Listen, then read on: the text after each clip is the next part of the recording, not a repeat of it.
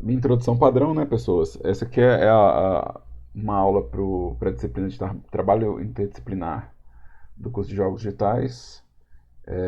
Eu tenho aqui alguns alunos ao vivo comigo, né? Se você está matriculado, né, você pode estar vendo isso gravado também. Então, na aula de hoje a gente vai cobrir um pouquinho sobre o GDR e sobre a nossa próxima entrega de trabalho, ou seja, os próximos benchmarks do nosso trabalho. E se você está vendo isso no futuro, se você é uma pessoa do futuro vendo isso, sei lá, em 2021, né? Isso foi gravado no segundo semestre de 2020 e é uma disciplina que tem como objetivo a produção de um jogo, de um shooter, né? É, E aí, talvez essa aula não faça sentido se você chegou no meu canal para casa e está vendo essa aula de trabalho interdisciplinar, talvez ela não faça muito sentido para você, porque essa aqui é uma aula realmente direcionada para a produção do semestre. E se fizer sentido, me avisa aí, porque é sempre bom saber quando é que fez é, sentido para alguém, tá? Aqui, ó, a primeira coisa que eu quero falar com vocês é, vocês tiveram a entrega do pitch document, eu ainda estou lendo e avaliando, tá? Então, porque eu trabalho fazendo jogos durante a semana, então meu tempo de leitura de trabalho está restrito aos fins de semana, e fim de semana também é quando eu gravo as aulas teóricas para as outras disciplinas, então eu estou com um tempo bem apertado, mas tá indo a leitura e eu vou fazer o possível para entregar o quanto antes as notas. Meu prazo de entrega das notas, de acordo com a PUC, é até 48 horas antes da próxima entrega, tá? Mas eu vou tentar fazer a entrega o mais rápido possível. Tem mais ou menos uma semana que vocês entregaram, né? Tá chegando então de uma semana, então tá tranquilo. Assim, eu acho que eu também não quero que vocês fiquem preocupados com nota, né? O mais importante é que vocês entendam os processos, né? Tipo, entendam que tipo assim, uma empresa vai ter um processo, você vai ter que entrar no flow daquele processo e produzir, entender o que o conteúdo do trabalho entregue, qual que era o objetivo dele, né? E etc. Tá? Mas, enfim, o que a gente fez foi um documento de venda, né? A gente fez o pitch, que é um documento de venda falando o que é o jogo de vocês e qual que é a ideia do jogo. A nossa próxima entrega, a nossa próxima entrega, ela é duas coisas. Ela é a primeira versão do jogo, de um executável do jogo que eu vou experimentar. Tá? Quando eu falo a primeira versão que eu vou experimentar, não é a primeira versão que você fez, mas é a primeira que eu vou jogar. Tá? E a primeira versão do GDR que eu vou ler. Não é a primeira versão do GDR que você fez, mas é a primeira que eu vou sentar e ler. Tá? Para entender sobre o processo do jogo. Então, o que eu quero que vocês entendam sobre o GDR primeiro? Tá? O que eu quero que vocês entendam sobre o GDR primeiro? Eu tenho aqui um template de GDR. Tá? O GDR é um documento que você vai atualizar para mim toda vez que você entregar o jogo, me informando as mudanças que teve no jogo, entendeu? Então eu tenho o pitch. O pitch é um documento onde eu entendo, afinal de contas, o que é o jogo que você está querendo fazer, né? Então o pitch é falar assim, eu quero fazer esse jogo. O GDR já é um documento de processo, então você está falando para mim o que foi feito, né? E o que está sendo modificado. Então aqui, ó, por exemplo, algumas das informações, elas são informações que é, já existem no pitch, né? O gênero já existe no pitch, o loop básico, jogabilidade já existe no pitch, só que aqui você pode gastar texto para explicar coisas se você achar necessário. Ou seja, se você achar que o texto do pitch não está claro ou não teve espaço para escrever tudo, aqui você pode desenvolver, tá? Então, aqui, por exemplo, você tem as mecânicas planejadas, né? Você pode manter essas mecânicas planejadas tipo, como um campo mais ou menos estático, né? Mas as implementadas que você vai colocar, por exemplo, na sequência, né, das mecânicas planejadas, as mecânicas que foram implementadas, já é uma coisa orgânica, ou seja, o que você é, é, modificou, o que você alterou do que você planejou. Então isso é bom para a gente ver que rumo é, é, que o jogo está tendo, tá? como várias das mecânicas planejadas demoram para ser implementadas, a gente costuma colocar uma referência do que é o plano. Por exemplo, se você tem uma mecânica de pós-luck, né, ou seja, de pós-sorte, você fala assim, pô, eu tenho uma mecânica de pós-sorte, ou seja, eu sorteio algo e a partir do sorteio é que o player toma a decisão. Ou seja, o sorteio não interfere no jogo diretamente, ele dá para o player um conjunto de opções e o player vai escolher a partir daquilo.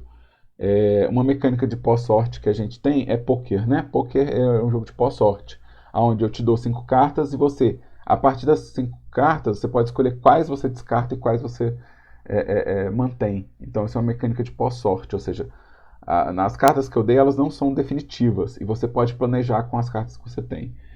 Downwell, né? Eu tenho um jogo chamado Downwell, que é um shooter, mas ele tem personagem, então acabou que eu não instalei ele. Mas Downwell faz isso entre cada fase, né? Esse jogo aqui, ó, Downwell. No final de cada fase, ele sorteia um upgrade, uma lista de upgrades. Você pode escolher entre a lista qual que você vai colocar. Então ele sorteia três jogos. Pois é, cartas em geral vão pôr assim, muitos jogos, muitos jogos. Tem jogo de carta que ele é só sorte mesmo, assim. Tem jogo de carta que ele não tem, mas muitos são lógicas de pós-sorte. E alguns jogos, alguns shooters usam isso, Downwell usa entre fases. Então vale a pena. Aliás, esse jogo é bom demais, vale a pena demais jogar ele. Esse é um jogo excelente. Tá? Então você pode colocar, por exemplo, se você tem uma mecânica de pós-sorte, você pode citar o jogo, né, como isso. Tá? Isso aqui, ó, o objetivo da arte, alguns jogos eles têm umas decisões estéticas específicas. Então aqui, ó, eu vou voltar aqui para os meus instalados. E tem esse jogo aqui, ó, o Luftraum. Esse jogo aqui é um jogo assim, de avião e tal. Ele tem uma decisão estética. Ele é todo monocromático, assim. Ele tem, na verdade, só essas cores. Né? Então, dentro do jogo, você tem só uma paleta reduzida de cores. Então, deixa eu abrir aqui uma imagem. Então, é muito reduzida a paleta. E aí, naquela parte do GDR, né, nessa parte do GDR que a gente fala sobre objetivos de arte, por que diabos você fez isso, entendeu? Então, assim, vamos supor que você vai fazer algo semelhante. Você vai ter uma fase que é preto e branco, uma fase que é colorida. Né? Tem um jogo que tinha uma pegada dessa, né? Que você estava jogando com a lata de tinta ou spray de tinta, uma coisa assim. Né? Um dos jogos que a gente tem passou pela mão da gente, falava sobre isso. Né? E esse jogo ele tem um motivo de ser preto e branco, ele tem um motivo de ser colorido, ele tem as decisões de arte que têm que ser justificadas. E isso é um bom para vocês também pensarem, por exemplo, por que você está colocando um jogo no futuro? Por que ele é sci-fi? Por que ele é no passado? Por que ele mistura? De novo, isso aqui é só para criar a máquina de pensamento, para que as decisões que você tome não pareçam para o consumidor final aleatórias, ou seja, para que não pareça tipo, que foi feito de grila, né? Um pouco de intenção na arte é bem-vinda, tá? Se você não sabe ainda, faz algo curto, assim. Fala assim, não, estou só seguindo referências de jogos que eu gosto e conheço, tá? E se é randômico, também justifica, entendeu? Se você está fazendo uma loteria de itens, sei lá, eu sorteei as coisas, eu fiz um sorteio de itens.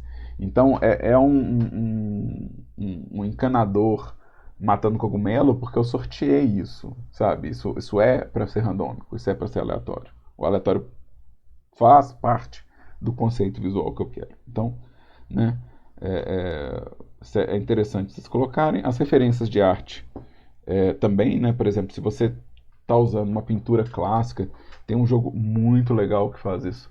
Deixa eu abrir aqui o meu Steam de novo. Esse não é um shooter, mas é The Procession to Calvary.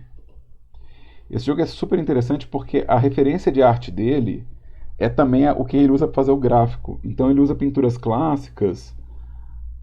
é, Ele usa pinturas clássicas para fazer o jogo. É muito interessante. Então ele vai recortando as coisas de pintura clássica para construir o gameplay. Muito legal. Muito legal. Então a referência de arte dele é também, né, ou seja, que é um combo. A própria referência de arte é é o acabamento, né? Então Interessante que essas pinturas não têm meio que direito autoral, porque elas não elas são têm. muito antigas, então ele tá livre. Exato, exato. E isso pode ser uma coisa, por exemplo, que você pode justificar, por exemplo, o objetivo da arte. Desse cara fala assim, eu peguei pinturas clássicas porque elas já estão em domínio público. Na verdade, em teoria, porque na prática, né, é diferente, qualquer peça que foi criada, ela se torna de domínio público 70 anos após a morte do autor. Mas na prática, hoje em dia, a gente tem empresas que detêm o copyright como corporação. E aí, como corporação, ela nunca morre, né? A corporação ela não falece. Então, a gente tem umas áreas cinzentas assim do copyright. É uma brecha na lei. É, mas o autor em si, né?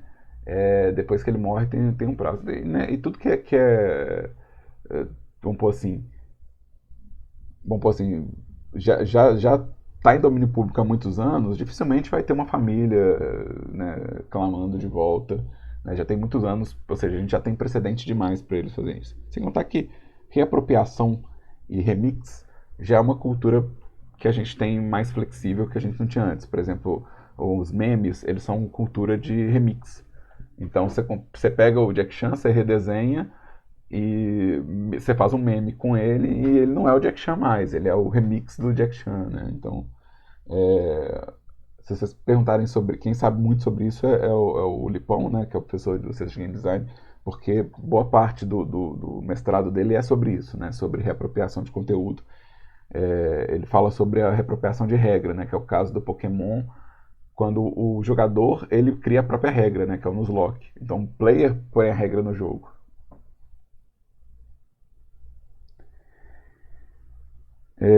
Se a empresa falir, Arthur, no caso do domínio público, né, se a empresa falir e se ninguém comprar a empresa, provavelmente a produção dela vai cair em domínio público, tá?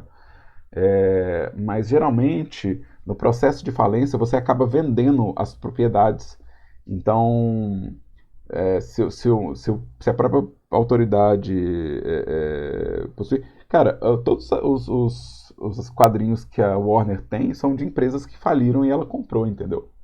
Então, se vocês pegarem, tipo, grande biblioteca né, de personagens que a DC possui, é um monte de editora que foi falindo e ela foi comprando o leque. É, vide Super Gêmeos, que do É, nada apareceram junto com que não exato. tinham nada a ver. Então, agora, por exemplo, várias coisas do estúdio Fleischer, que é o estúdio que fazia Bat-Boop, né, esse estúdio fechou, ele faliu, e várias coisas relativas a Bat-Boop caíram em domínio público. Então, vários dos curtas da Bat-Boop e do Popeye, eles não têm um copyright específico, e alguns têm, porque a Paramount comprou parte das coisas. Então, você consegue achar uns exemplos dessas coisas, tá? Mas enfim, esse foi um desvio do assunto só para falar que assim, quando você está criando a arte, você tem que falar sobre justificativa e às vezes a justificativa vai ser uma justificativa louca dessas, tipo assim, eu estou fazendo isso para não pegar copyright. Um exemplo de decisão artística do semestre passado, o Daniel Brum, ele estava fazendo um jogo que era um jogo de Beyblade. Ele inclusive chamava o jogo de Beyblade. E por causa de copyright, a gente foi alterando o conteúdo do jogo para sair disso. Então toda a parte estética do jogo foi sendo alterada para não cair numa vala de copyright. Pois é, o Popeye em si você não pode fazer. Tá? Alguns curtas do Popeye saíram em domínio público, mas o Popeye em si não, entendeu? O Popeye ainda não é. Eu acho que ele ainda não é domínio público. Nem a Betty Boop, acho que eles ainda são marca. Então tem que pesquisar isso antes. Eu acho que só alguns filmes. Isso acontece também com música, tá, gente? Às vezes a gravação é em domínio público, mas a partitura não. Entendeu? Então, você quer dizer que você pode pegar aquela gravação e tocar onde você quiser, mas você não pode necessariamente usar aquela música num jogo comercial, entendeu? Você pode reproduzir ela num show, reproduzir ela numa apresentação ao vivo, mas não necessariamente quer dizer que você pode pôr ela no jogo e produzir e vender. Então, essas coisas acontecem, tá? Aqui, ó, essa tabelinha aqui, ó, é o que eu pedi para vocês. Essa é realmente onde eu vejo o progresso do jogo, onde vocês vão falando de quantos modelos tem, se a produção tá acompanhando. Né? Então, por exemplo, se você tem um modelo, tá no jogo, me avisa aqui para eu saber, tipo, se sua lista tem os 30 que foram pedidos e em que pé que estão. Porque às vezes ele tá no jogo, mas não tá colorido. Pelo menos eu sei, entendeu? Tipo, não corre risco de eu avaliar uma coisa, né, tipo, de forma cega, entendeu? Então isso aqui é fundamental, tá? Isso vale para código, para mecânica. Então se você tem uma mecânica que você quer implementar, você pode colocar na tabela, põe tudo que você está produzindo no jogo e lembra de contabilizar as horas, porque é com as horas que a gente faz o orçamento do jogo, tá? E aqui, ó, esse aqui é o mais importante para mim. Isso aqui é o espaço onde vocês deixam um recado pro tio, entendeu? Quando vocês entregarem uma build para mim, se eu precisar de instrução para jogar, é aqui que vocês vão colocar. Se eu preciso, se tem uma informação que eu preciso saber, por exemplo, Daniel, meu jogo usa WASD para controlar, mas o tiro tá no cedilha, sabe lá por quê, né? Então você coloca isso aqui, ó, os comandos, os controles, as instruções. Pois é, eu acho que ficou ruim. Não necessariamente você precisa falar assim, nossa, acho que ficou ruim. Mas você pode falar, por exemplo, olha, eu tô consciente que o meu controle não está no jeito que eu quero, ainda estou polindo o controle. Porque isso poupa da reclamação redundante. Por exemplo, se você já está ciente que o controle não é o controle final, e eu sei que você está ciente que o controle não é o final, então eu vou olhar outras coisas. Ou seja, na hora que eu estiver jogando, eu vou ficar atento a outros detalhes. Né? Agora, lembra, são coisas que você já está trabalhando. Ou seja, se você já tem uma versão nova, você mandou a build para mim, mas você já estava com uma versão, falou assim, olha, eu tenho uma versão nova do controle, não está implementada porque estava dando erro e tal. Então, assim, qualquer informação que você acha que vai ser vital para que a minha avaliação não seja um desperdício para você. Né? Para eu não ficar falando uma coisa que você já sabe. Né? Por exemplo, na primeira entrega nossa de trabalho, né? Olha só, vamos abrir aqui. Ó. Na nossa primeira entrega de trabalho de jogo, a gente tem, deixa eu aumentar aqui bastante, o movimento do veículo controlado pelo player. Né? E aqui, ó, você tem os ataques, mas não tem, por exemplo, defesa, certo? Vamos supor que você conseguiu implementar o sistema de escudo porque seu jogo não tem ataque. Assim, meu jogo não tem meu jogo não tem ataque. Então, eu implementei a defesa. Você informa para mim no GDR isso. Fala assim, olha, meu jogo não tem ataque, no lugar do ataque eu implementei a defesa. Ótimo. Ou seja, eu estou sabendo o que está acontecendo. Ó, todos esses arquivos aqui, ó, que o Paulo está perguntando se eu mandei o TXT, toda semana de aula, se vocês olharem nos vídeos, eu faço a mesma coisa, tá? Eu pego o link, copio o link e colo aqui e falo assim, ó, tá aqui o link. E aí eu falo, gente, salva essa pasta. Essa é a nossa pasta de material didático, é onde está o template do GDR, onde está os requisitos de TI, onde está os exemplos, né? Qualquer material didático vai estar aqui, tá? Salva essa pasta. De novo, se você esqueceu, semana que vem pode perguntar que eu vou falar a mesma coisa, tá?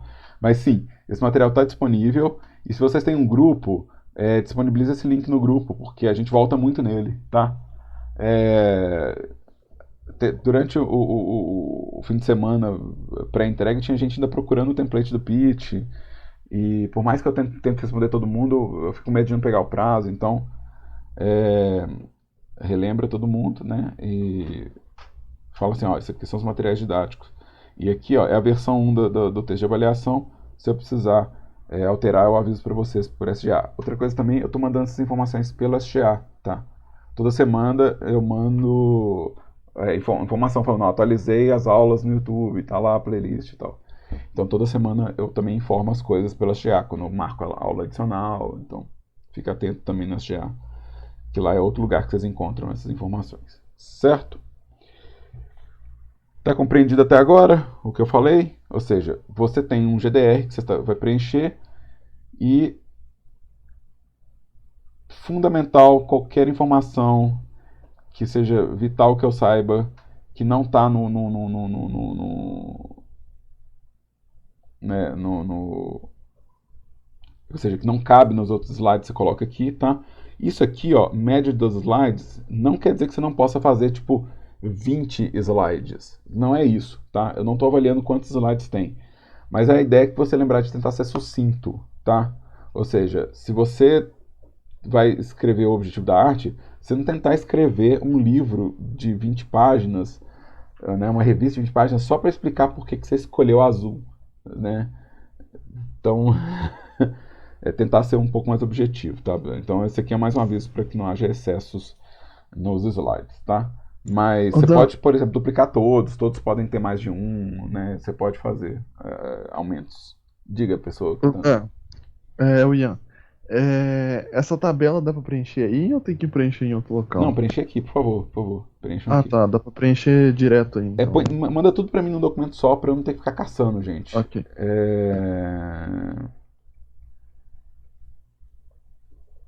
Pois é, não dá.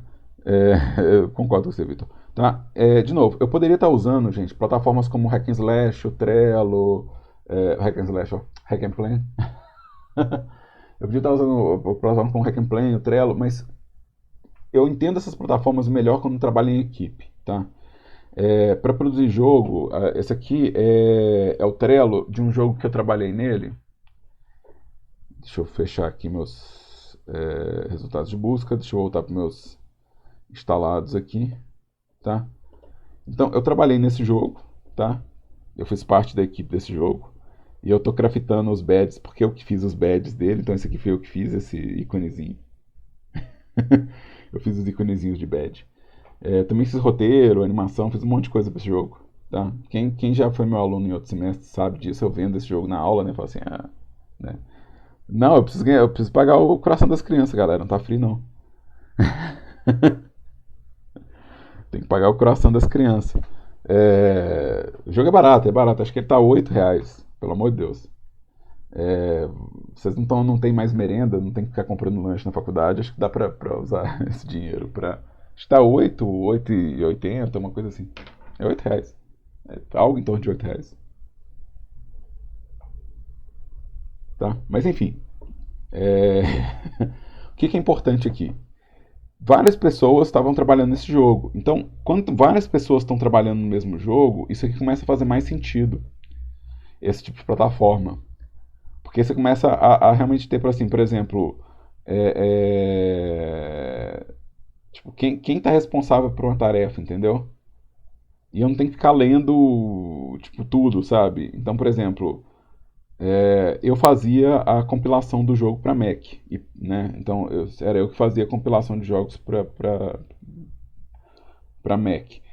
Então, eu estou associado a isso aqui e eu preciso lembrar disso sempre. Ou seja, isso aqui é uma coisa, é uma comunicação para mim. Agora, eu não preciso fazer essas guias. Tipo, isso não era trabalho meu. Então, eu não estou nesse painel, né? Então, assim, você vai ver que esse tipo de situação onde você tem, por exemplo, só o programador estava lidando com a versão em russo, os bugs da versão em russo, né? Então, só o programador está lidando com pontuação. Então, faz mais sentido quando você está lidando com o público. E isso aqui, gente, fica gigantesco. Ou seja, isso aqui, a tendência disso aqui é ficar enorme. Então, faz algum sentido usar essas plataformas quando a gente tem equipe. Quando a gente é sozinho, uma tabela funciona, né?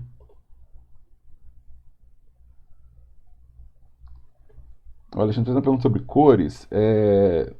vou tentar voltar nisso depois, Alexandre. Deixa eu só arrematar essa parte que eu tento voltar nesse tópico, que ele é um pouquinho mais específico, tá?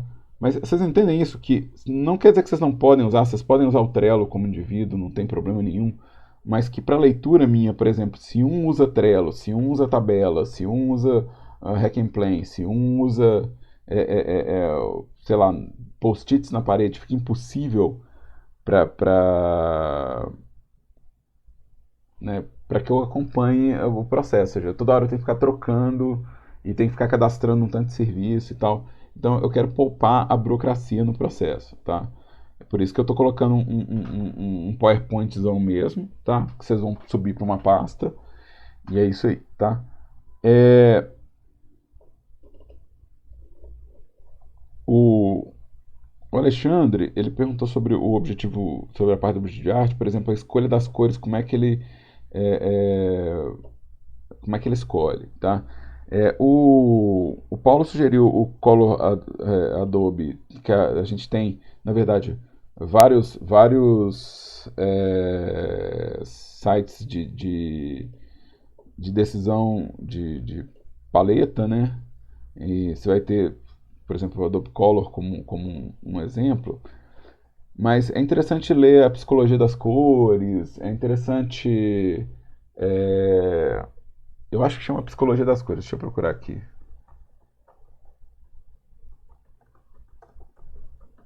A sintaxe da linguagem visual. Então, assim. Então, isso é interessante. A sintaxe da linguagem visual também é interessante.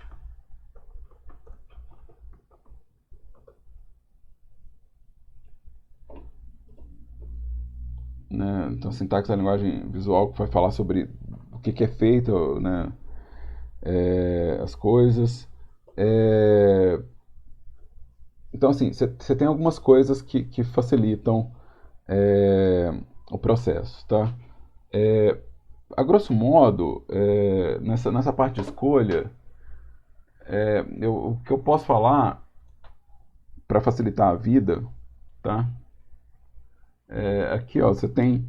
O Vitor já está fazendo um zerinho, porque ele tem um curso sobre isso, ele está falando, eu posso ajudar, então é lógico que vocês podem se ajudar, por favor, façam isso.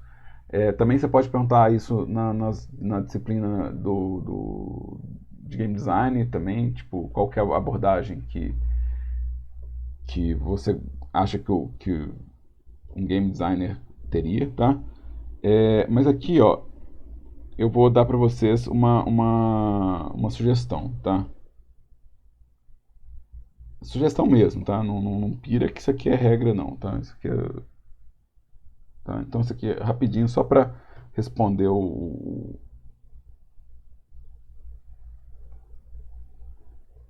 Deixa eu aumentar esse brush aqui, porque eu acho que... Tá. Aqui, ó, você tem esse disco de cores aqui, ó. Na hora de escolher as cores, se você pegar, por exemplo, qualquer um desses tons aqui, vamos pensar que esse tom aqui, ó, é o que eu estou pegando para o meu player, tá? Então, eu vou chamar isso aqui, ó, de key, tá? Então, esse aqui é meu tom-chave, tá? Quando pegar, nunca pega colado com a curva, não, tá? Sempre afasta um pouquinho da saturação, porque a gente tem umas questões de saturação de tela, saturação de cor, que se você pegar uma cor muito extrema, um vermelho muito extremo, você não vai ter abrangência de claro e escuro nela, tá? Então, na hora de iluminar no 3D, ela não vai ficar boa, ela vai ficar estourada, tá? Então, vamos pegar uma cor que não está colada no extremo aqui, ó. Né? Ou seja, vamos pegar uma cor que não está colada no extremo aqui.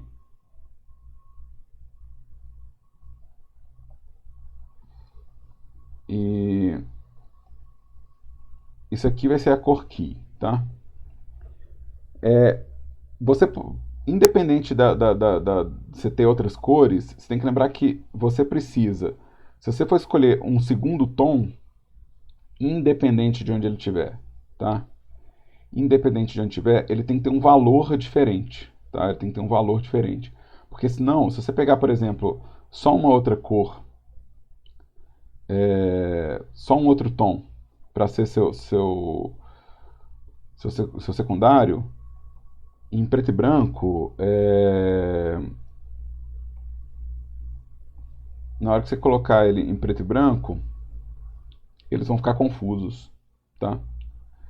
Então, quando você for escolher as cores para um personagem ou para uma nave, pensa assim: se esse é meu tom chave e ele é meu tom médio, então o meu tom secundário ele vai ser ou mais claro ou mais escuro, para eu ter uma diferença de contraste, tá?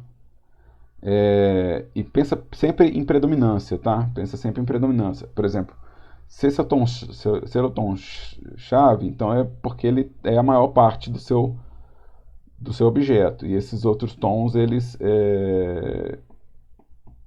não ocupam a totalidade do seu modelo, tá? Então, você consegue distribuir uma comunicação visual para o player rápida, ou seja, ele vai identificar por cor, tá?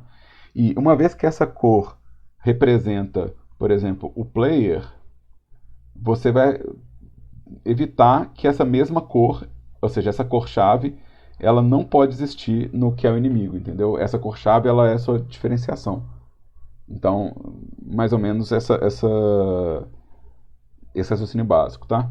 Vocês encontram tudo isso que eu falei, tá? Tudo isso que eu falei, vocês encontram num lugar muito fácil, tá? Tudo isso que eu falei, vocês têm no manual de criação de mod de Dota.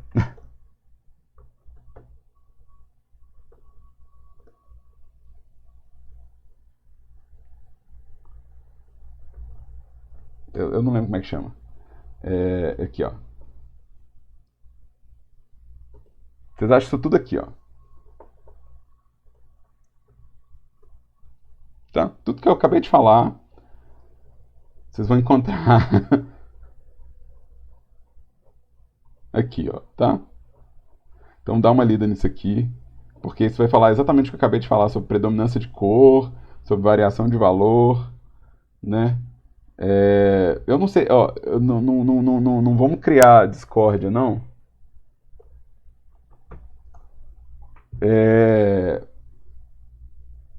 Porque cada um tem um ponto positivo e eu não quero que esse vire um bate-papo de gente combatendo o gosto, não. Eu não quero vir tipo Cruzeiro e Atlético aqui, não, tá? Mas enfim,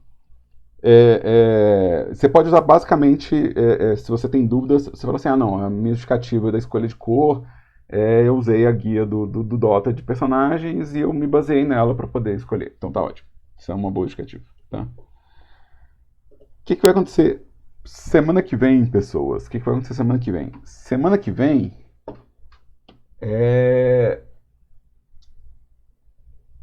Então, essa semana nossa é a semana do dia. Hoje é dia 17, certo? Então, na semana que vem, a gente vai fazer avaliação de build, tá? Então, a partir da semana que vem, as aulas passam a ser avaliação de build. Tanto a aula minha teórica, tá? Quanto a aula aquela aula adicional que eu vou criando, tá? Então semana que vem eu devo criar uma aula daquelas à noite para ficar jogando os jogos de vocês e dando retorno. Então, eu preciso. Essa semana eu não vou fazer isso, tá? Essa semana eu tenho já uma lista de tarefas para fazer, então fica meio apertado, tá? Mas o que eu quero que vocês pensem? Isso aqui, ó, esse executável do jogo, eu já preciso estar jogando ele semana que vem, tá? Então semana que vem eu quero que vocês tenham uma build de jogo, tá? Aí eu vou só comentar o seguinte, eu uso um sistema operacional Linux, tá?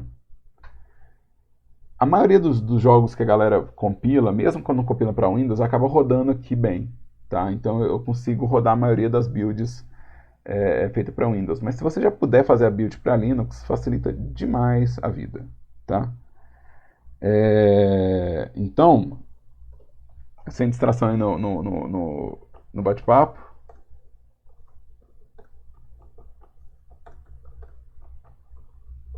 eu vou colocar com caps lock, tá? Só para vocês entenderem. Eu não estou gritando, mas é só para chamar a atenção mesmo dentro do...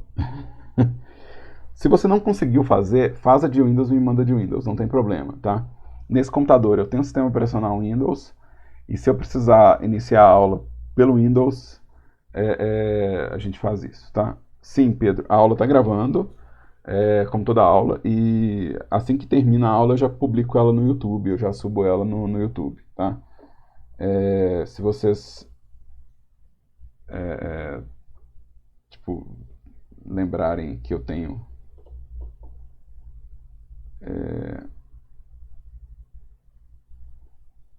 que a gente tem aqui nossa playlist, tá? Eu faço isso toda semana também, gente. Não repara não. Quem tá vendo a aula ao vivo sempre e quem tá vendo os vídeos sempre, né? Pode parecer repetitivo, mas essa é a nossa terceira aula de TI. Tá tocando aqui, ó. Tem terceira aula. Então aqui, ó, se tiver repetido, não repara não, mas toda semana eu relembro que a gente tem a playlist, tá? Essa nossa aula que eu tô gravando é a aula 7, tá? E aí a gente vai ter uma aula no dia, né? Só para lembrar vocês. Vai ter no dia 25, na sexta, eu vou marcar com vocês aquele horário de 5h10, mais ou menos. Eu vou marcar uma sessão de jogatina mesmo. Vocês vão mandar o jogo e eu vou jogar o jogo, tá? Vai ser o mesmo processo de leitura de pitch. Ou seja, eu vou ficar enquanto tiver build para rodar. E o intuito é que eu jogue os jogos antes de lançar nota, gente.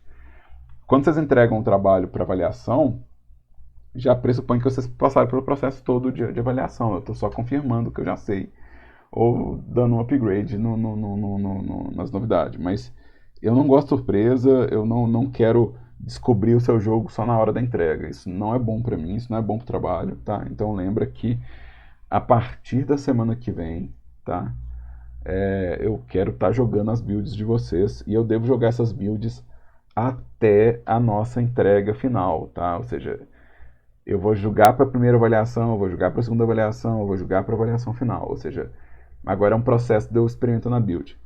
E o GDR eu só vou ler quando for muito necessário, tá? O GDR agora ele é segundo plano. O GDR é para eu não ficar perdido, tá? Então lembre disso, o GDR está em segundo plano. O mais importante para mim na semana que vem é que vocês tenham o executável do jogo para experimentar, tá? Dentro do executável do jogo da semana que vem, o que tem que ter? Qualquer uma dessas coisas, qualquer quantidade disso aqui, mas fundamental, precisa ter um movimento do veículo, que eu vou controlar, tá? Eu tenho que sentir o controle. Essa é a primeira coisa que eu preciso que vocês resolvam no gameplay de vocês. Se já está resolvido, ótimo. Se não está resolvido, corre atrás. Tá? Essa é a primeira coisa que eu preciso ver. Tá? Segunda coisa que eu preciso ver, eu preciso ver o que é meu ataque. Né? Ou seja, o que eu faço com a nave, o que é minha defesa. Tá? Então, esses 4 aqui, ó, se possível, Arthur, se possível com seus assets. Se possível com seus assets. Mas eles não precisam estar coloridos, por exemplo. E também, por exemplo, se o seu inimigo atira, mas é a pílula da Unity, eu vou entender. Semana que vem eu vou entender. Né? Para entrega do dia 4, sim. Tá? Para entrega do dia 4 eu quero os assets de vocês no jogo. Tá? Eu já quero começar a contar esses assets. Tá? Então aqui. Se o inimigo tiver um ataque em contato, pode ser também? Certo? Esse é um ataque, não é? Sim, no caso é porque. Tá, então é isso que você implementou. Assim, o ataque é colisão. Então bate aí nos inimigos, Daniel. Então tá bom. Tá? Beleza. Então, olha só. Essa lista aqui, ó, é a lista da entrega do dia 4. Para a semana que vem, que não é a entrega ainda, seja, sou eu avaliando, eu preciso do mínimo, né? Que é isso aqui. Eu não sei, já tem um tempo de aula, na minha cabeça já tem isso tudo pronto. Eu vou estar só jogando. Na minha cabeça vocês tudo já fizeram. E vocês estão só esperando eu carimbar o passaporte e vazar, não é isso? Né? Então, isso é como minha cabeça funciona. Né? Eu acho que vocês já fizeram o jogo inteiro. E eu tô só esperando me mostrar. E eu dar dica. Mas enfim, se você não fez nada ainda, então agora você já tem